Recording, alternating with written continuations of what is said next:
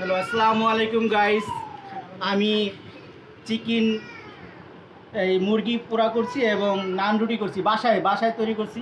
দেখেন কত সুন্দর কালার, দেখেন।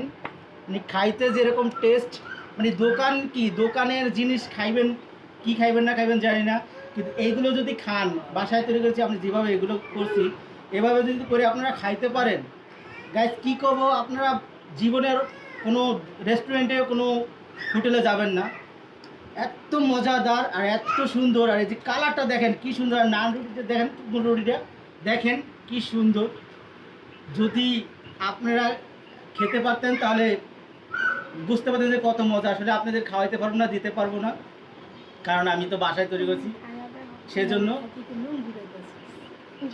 আপনারা দেখেন আমরা খাই, কত টেস্টি, কত মজাদার খাবার। ঠিক আছে, বিসমিল্লাহ।